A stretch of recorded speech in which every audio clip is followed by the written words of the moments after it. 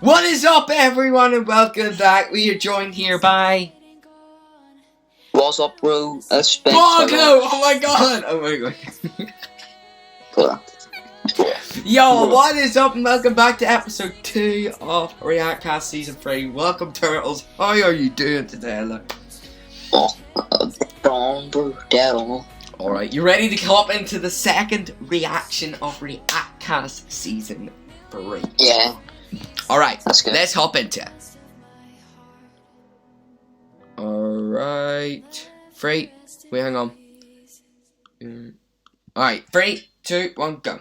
Hey guys, Super Horror Bro Mike here, and in this video we take a step back and look at the big picture as we attempt to set a timeline to the entire Little Nightmares universe. There have been 3 games in total: Little Nightmares and its DLC, Secrets of the Maw, the mobile spin-off, Very Little Nightmares, and a full-fledged sequel, Little Nightmares 2.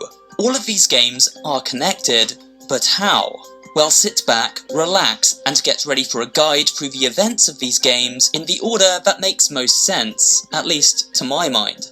In addition to nailing down a rough timeline, this video will aim to contextualize various elements using theories that seem most logical. With all of that said, let us begin at the very start of this nightmarish tale, with the origin story found within Very Little Nightmares. Bro. Yeah. Released offshoots back in 2019, Very Little Nightmares was a touchscreen puzzle game with a very different art style. It used hand-drawn visuals to tell the story of a character which at first glance appeared to be our heroine Six. Using this familiar character, players explored an old mansion built atop a tall cliff face in the middle of the ocean, a place known as the Nest. It is eventually revealed that this character is not Six. Her name is simply the girl in the yellow raincoat. A raincoat she eventually loses as she plummets to her death while being chased by a monstrous child known as the Pretender. We can clearly see from her haircut that this girl is not Six. However, Six does feature throughout the game. A fellow prisoner who ends up fleeing the nest alongside the girl in the yellow raincoat and escaping on a raft after her companion met a watery grave. Before the events of Little Nightmares 2, I had assumed Six acquired her iconic yellow raincoat after leaving the shore of the nest aboard her raft and scooping it out of the water, then being picked up by the mysterious boatman character and taken to the moor, or perhaps simply washing up beside it and finding her way inside. This speculation is now proven incorrect. Incorrect? Or correct? Incorrect. How do we know Little Nightmares 2 takes place in the weeks and months after the story of Very Little Nightmares? Well, there are several reasons to make this connection. If we look at the digital comics, which acts as a precursor to the events of the sequel, we see Six without raincoat and looking as if she just stepped off the raft at the end of the mobile game. She is captured by the Hunter, a haunting sight that her would-be companion Mono witnesses, and seemingly the reason he sets off to free Six at the beginning of Little Nightmares 2. When we finally discover Six, there are several key points of interest found within her prison room. First of all, the music box, an item comforting her during her imprisonment. We see a representation of this music box at the end of the game, saw last time, wasn't Monster 6 holding it with extreme importance. In fact, the signal tower uses this box to corrupt and bind her to its spell. Although referenced in the first Little Nightmares game, this scene in Little Nightmares 2 seems to be Six's first introduction to the item and the reason for its hold over her. She connected with it as a coping mechanism during a time of great emotional trauma in her childhood. Also look to the chalk sketches on the walls, presumably the work of Six while being held here. The tally marks are easy enough to explain. They signify a passing of time, maybe days, weeks, or months. Six has, after all, been here for a while. We also see Six has drawn an image of the signal tower. This drawing is almost an exact match for those scenes sketched by the bullies within the schoolhouse. to me, this suggests the Signal Tower has already began calling to Six and hypnotizing her with its corrupt transmission, much as we see with the other wretched creatures of this world. In fact, later in the game, as the two adventurers pass by the tower, Six stares up at it as if under a spell. This may well be why she was so easily manipulated, distorted and corrupted while held prisoner within. The tower already held sway over her mental state. But most interesting of all, the sketches are for people we have seen before. People with their faces scratched out, as if to suggest they are now dead. The sketch on the far right represents a person falling. Remember back to the final moments of Very Little Nightmares, the girl in the yellow raincoat who fell to her death at the hands of the Pretender. It seems this sketch represents her. But then, what about the others? Well, for now we must move on. But don't worry, we'll be back to revisit these sketches at the end of this video. You may be asking, what about the yellow raincoat? Why did Six not have this key item if this game follows on directly from the events of Very Little Nightmares? This is actually fairly easy to speculate on. The main point to bear in mind is that while we see Six about to leave the shore of the nest aboard the driftwood raft, we never see her collect up the floating raincoat. It is therefore logical to conclude this raincoat took the same tide as Six and washed up ashore near the Pale City. However, unlike Six, it was not collected up by the hunter, but rather a denizen of the city itself. Eventually, its wearer was either taken by the signal tower, once again leaving the coat behind, or it was simply discarded. After all, these city streets are full of discarded junk at every turn. This is why Six finds it far from shore, yet looks on it as if it holds some connection to her previously, reminding her of the child who helped her escape not too long ago.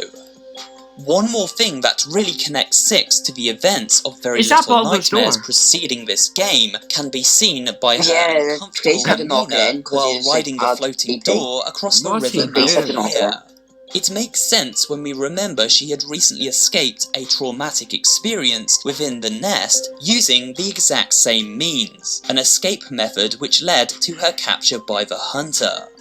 Skipping to the end of the adventure, Six is taken by Thin Man and imprisoned once again, this time within the walls of the signal tower itself. Here, its distorted signal twists and corrupts Six in ways all too familiar to anyone who has encountered monsters such as Roger the Janitor. The signal tower uses Thin Man's power to warp and distort reality, which ravages the world and does exactly the same to poor Six. What happened to Little Nightmares World? You know what I mean? What happened? It pulls from her memories to create a prison for her. While examining the items found within this room, many look eerily familiar. Again, we will revisit this concept at the end of this video. Mono eventually manages to cure Six by destroying the music box, an item, as stated before, which binds her to this monstrous form.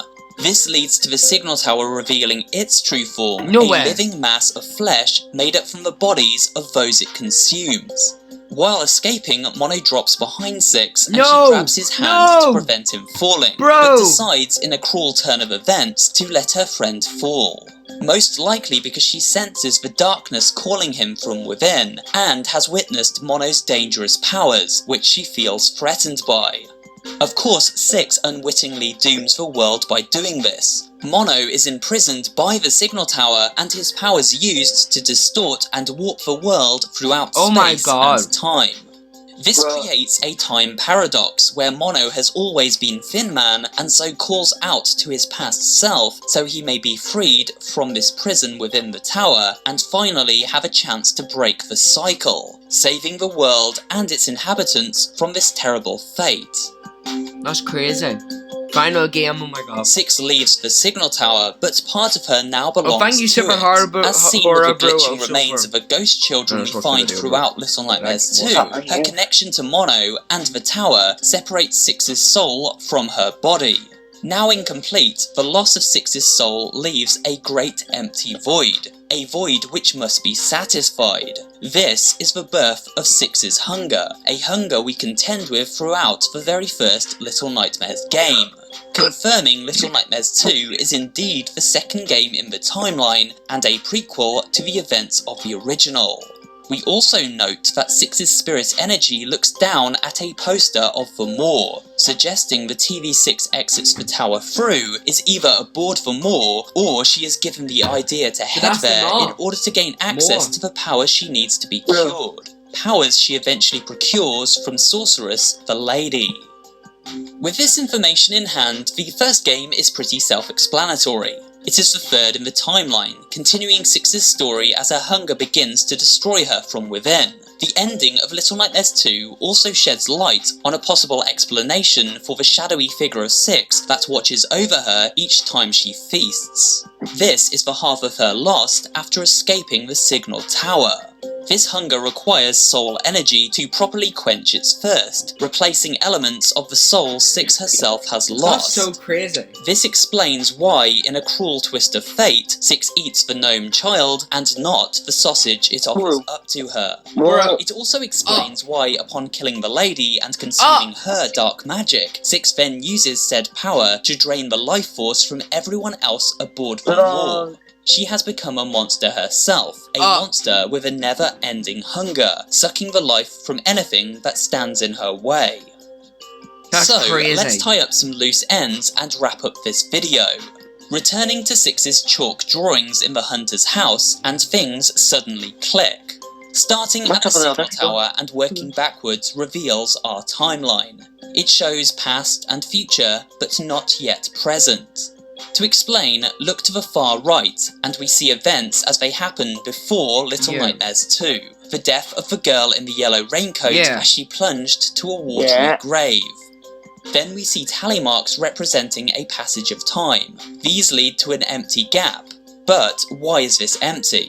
Well, because it marks the current period of time for which the outcome is not yet determined. But perhaps this could be filled in with mono, like so. Moving on, we see another passing of time, and then a drawing of the runaway boy and his gnome. This was the character found in the DLC Secrets of the Maw, which ran in sync with the events of Six's adventure in the original game. Another character who died by Six's hand, as seen earlier in the video. Finally, another shorter passage of time, and the death of the Lady. This brings us bang up to date with the story of Little Nightmares as we know it, and everything ties in to that image at the back of this room, crazy, isn't the it? Signal Tower itself. That is. What's interesting about the placement of the Signal Tower drawing is how it's sketched upon a different wall surface. To me, this makes sense, as the Signal Tower exists on a separate plane of existence within time and space, a dimension where time is fluid and past, present and future are as one. This explains why we see items from Six's past and future within this same room. Take, for example, her suitcase from the Maw. It doesn't exist in her memories as of the story of Little Nightmares 2, but can still appear in her prison within the tower due to its ability to draw from events still to occur. Look to these portraits, for example, and again we see a timeline represented right to left. At the far right, we see Six as a child, cowering in her raincoat. Then, in the centre, an image representing the Lady, her face scratched away to represent her demise. On the left, we see a horrifying face, but one that seems familiar in a way. It looks similar to that of a granny found in the depths of the Maw. I had theorised previously that this granny is what would eventually become of the Lady, as her powers ravaged her body over time. The pretender from Very Little Nightmares, the next in line to take the Lady's place after she herself took the place of the previous granny. Oh my god. Again, it's all one big cycle. It's one big cycle. It seems as Six consumed the Lady's power, she may be in for a similar fate, to become disfigured and monstrous over time. This portrait showing Six in the future. Perhaps if Little Nightmares 3 does happen, we will witness this horrifying transformation. Unless Mono finds a way to escape his Thin Man fate and break the time paradox that is. One question remains. How is Six able to draw from memories of her future? Memories she shouldn't yet have access to. That's a big Well, if we question, think about the names Six and Mono and what they represent in literal terms, we can jump to some logical conclusions. Mono means one, only, or single. This makes sense, as the origin of this terrifying world falls to Mono and his fate as Fin Man within the Signal Tower. There is only one Mono, and he is the Ground Zero event, which triggers everything before and after. While running toward the door Fin Man is trapped behind, if we pay close attention, we can see the number 6. This suggests that this door is number 6, and therefore the 6th cycle within this paradox. If so, then 6 has her name due to being the catalyst for this particular cycle. She triggers the events that doom this world each time when handing over Mono to the Signal Tower's control.